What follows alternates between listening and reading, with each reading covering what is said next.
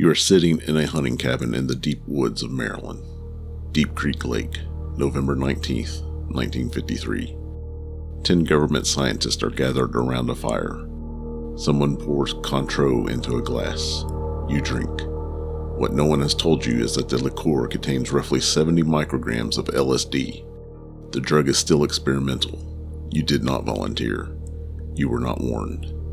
20 minutes later, the men in the room tell you what they have done. 9 days after that, in the early hours of a Manhattan morning, a hotel window shatters 10 floors above the street. The government calls your death a suicide. For more than 20 years, it hides the fact that it drugged you. That concealment is documented. What happens at the window is still disputed. The man in that cabin was Frank Olson. He was a civilian scientist at Fort Detrick, Maryland, working in the shadow world of biological warfare. He was also a husband and a father of 3. The meeting at Deep Creek had begun the day before. After dinner on November 19th, a CIA chemist secretly added LSD to the bottle of Cointreau. Most of the men were dosed. They were told about it only after the drug had begun to take effect. The official record describes the group as becoming boisterous, laughing, talking over one another. Olson did not recover with the others. In the days that followed, he became anxious, depressed, and deeply afraid. The CIA sent him to New York for treatment by a physician connected to its drug research. On the night of November 27th, Olson shared a room at the Statler Hotel with CIA scientist Robert Lashbrook. Sometime after 2 in the morning, Olson went through the closed window. The public explanation was simple. A troubled man had taken his own life. But the explanation omitted the most important fact. The government had secretly drugged him. Whether Olson jumped, fell, or was pushed has never been conclusively settled. His family later argued that he was murdered. The surviving official record does not prove that claim. It proves something else beyond doubt.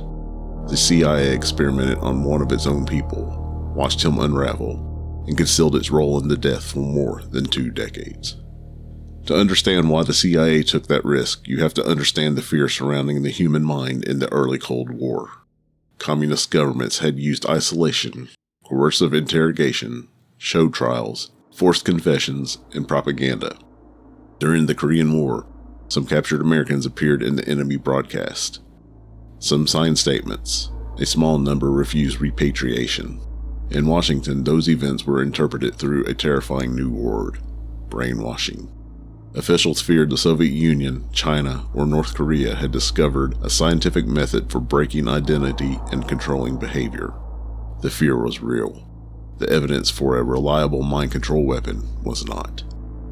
Years later, CIA testimony would acknowledge that coercion worked through pressure, exhaustion, isolation, and fear, not a magical drug that could turn a person into a puppet. But in 1953, the agency believed it could not afford to wait for certainty. If an enemy might be searching for a key to the mind, the CIA intended to find it first. MKUltra did not begin from nothing. In 1950, the CIA launched Project BLUEBIRD. It explored hypnosis, drugs, memory loss, interrogation, and ways to administer substances without subject knowing. BLUEBIRD became Project ARTICHOKE. Its mission expanded. Could drugs and hypnosis force information from someone whether willing or not? Could memory be disrupted? Could a person be made to act against deeply held instincts? The documents are filled with the language of control, but the results were confused, inconsistent, and often unscientific. That did not stop the experiments. It pushed them outward, towards prisoners, patients, foreign nationals, military personnel, and eventually ordinary people who never knew that they had become subjects. The CIA did not have a proven mind control technique. It had a fear, a budget, and very few boundaries. On April 10, 1953, CIA Director Allen Dulles addressed Princeton alumni. He warned of what he called brain warfare. He described communist techniques as sinister and argued that the West was dangerously handicapped. 3 days later, on April 13th, Dulles approved a classified memorandum establishing a new research program. Its code name was MKUltra. The project was placed under the CIA's technical service staff and led by Sidney Gottlieb. a chemist whose work includes toxins, covert devices, and chemical operations. Popular history often reduces MKUltra to one goal: build a programmable human being. The surviving files reveal something broader and more chaotic. The agency searched for substances and methods that could alter memory, perception, emotion, judgment, suggestibility, resistance to interrogation, and the ability to function. It also warranted methods that could be delivered secretly, not in a laboratory where the subject knew an experiment was happening, in a drink, in food, in a normal room, anywhere. MKUltra was not one experiment. It was an umbrella. The financial records recovered in 1977 identified 149 numbered subprojects. They involved at least 185 non-government researchers and assistants. The money reached 80 institutions, 44 colleges and universities, 15 research foundations, chemical companies, or pharmaceutical organizations, 12 hospitals and clinics, 3 penal institutions. The CIA hid its role through foundations and intermediary organizations. Some researchers knew who was paying them, others did not. That distinction matters. It means the project was not simply a secret laboratory controlled by one villain. It was a network. Grants moved through respectable institutions. Research that looked academic on the surface could serve an intelligence program underneath. Normal oversight was weakened by classification. Ethical review was primitive or absent. And because the sponsorship was hidden, even institutions that might have asked questions often did not know which questions to ask. This is where the story becomes larger than Sidney Gottlieb. It becomes a system. One of those institutions stood in Lexington, Kentucky. The Addiction Research Center was operated by the United States Public Health Service inside a federal facility that functioned much like a prison for people convicted of narcotic offenses. Many of the subjects were addicted to heroin or morphine. They signed broad consent forms, but they were not given the information modern informed consent requires. Researchers administered hallucinogens, including LSD, and studied how tolerance developed through repeated dosing. The reward for participation could be the very drug to which the subject was addicted: heroin. The arrangement was described openly during the 1977 Senate hearing. That is not meaningful consent. It is leverage. A person is incarcerated, dependent, offered relief from withdrawal or access to the substance controlling his life, then asked to agree to an experiment whose sponsor and risk are hidden. The surviving records do not support every dramatic number repeated online. They do support the central fact. The federal government used a vulnerable, captive population for drug research, and it paid some participants with the substance of their addiction. Laboratory subjects were not enough. The CIA wanted to know what its drugs would do in the real world, to a person who had no idea an experiment had begun. In the mid-1950s, the agency established safe houses in San Francisco and later New York. A federal narcotics agent named George Hunter White operated the San Francisco site under an alias. Men were selected in bars and brought to the safe house by women associated with the operation. Drugs were slipped into their food or drinks. The men were observed through a one-way mirror. Conversations could be recorded. There was no meaningful consent, no medical screening, no physician standing by, no systematic follow-up to discover what happened after the subject walked back into the city. The San Francisco operation became known as Midnight Climax. Later retellings added martinis, lurid decorations, and stories about White treating the operation as entertainment. Some of those details come from later recollections and letters rather than formal hearing records. The documented facts are already enough. Government agents selected unsuspecting people, drugged them, watched them through hidden glass, and released them without knowing or apparently caring what the experiment might do next. The reach of MKUltra extended into Canada. At the Allen Memorial Institute in Montreal, psychiatrist Donald Ewan Cameron was already pursuing aggressive theories about mental illness and memory. Cameron believed a damaged personality could be broken down and rebuilt. He called parts of his method depatterning and psychic driving. Beginning in the late 1950s, CIA money was secretly routed to his research through a front organization. The recovered project summary identifies it as MKUltra Subproject 68. Cameron appears not to have known that the CIA was the hidden source of the money. His patients, however, still suffered the consequences. The work involved LSD and other drugs, sensory isolation, extended periods of drug-induced sleep, repeated recorded messages played again and again, electroconvulsive treatments administered with an intensity and frequency far beyond ordinary practice. Some patients later described profound memory loss, disorientation, loss of basic skills, and disabilities that followed them for years.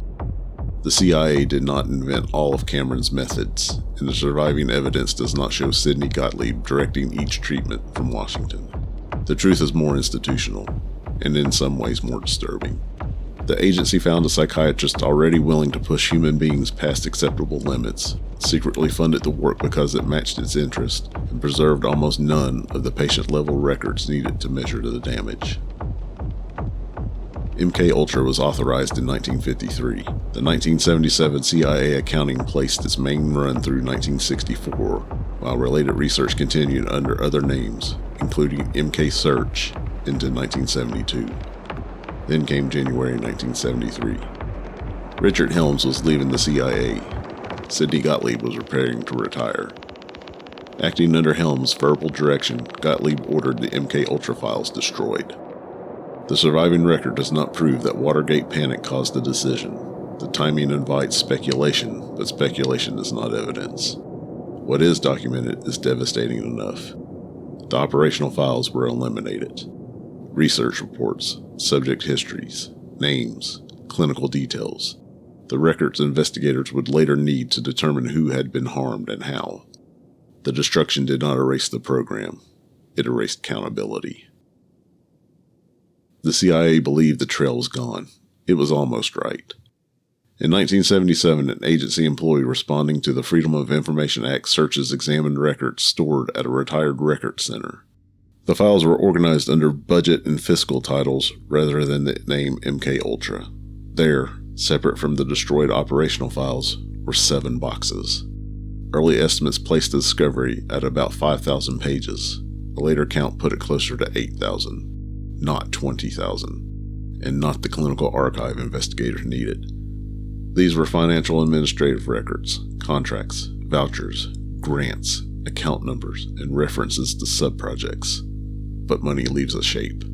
The boxes revealed the scale of the network, the 149 subprojects, the institutions, the hidden funding channels, the use of unwitting people. On August 3, 1977, CIA Director Stansfield Turner testified before a joint Senate hearing. For the first time, Congress would trace enough of the paper trail to show the public what the program had been, not the face of every victim, but the outline of the machine. MKUltra attracts conspiracy because the documented truth always sounds impossible. So the line between fact and allegation matters. Documented. The CIA sponsored experiments involving drugs, hypnosis, sensory manipulation, and behavioral research. It secretly dosed Frank Olson and concealed that fact after his death. It operated safe houses where unwitting people were drugged and observed.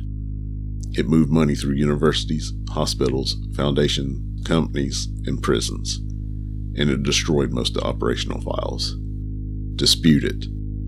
The exact circumstances of Frank Olson's fall. The reliability of some lurid details preserved only in later recollections. The degree to which individual researchers understood the CIA's role. Unknown. The total number of victims. Most of their names. The full range of long-term injuries. And how much of the program vanishes with these files. Anyone who gives you a precise number is filling a silence the surviving records cannot fulfill. The ghosts do not sleep. Frank Olson went through a hotel window in the early hours of November 28, 1953. He is one name we know. Behind him stands an unknown number of others, prisoners, patients, soldiers, addicts, civilians, people who may never have understood why their minds changed why memory failed, or why a normal evening became terror. The records that might have answered them were destroyed by the institution responsible. The government calls the program national security. National security explains why it was hidden. It does not erase what was done. Turn off the lights. The path ahead is dark, and the woods are deep. Do not walk them alone. Subscribe to stay in the light, or click the video on your screen to wander deeper into the shaded divide. We will be waiting.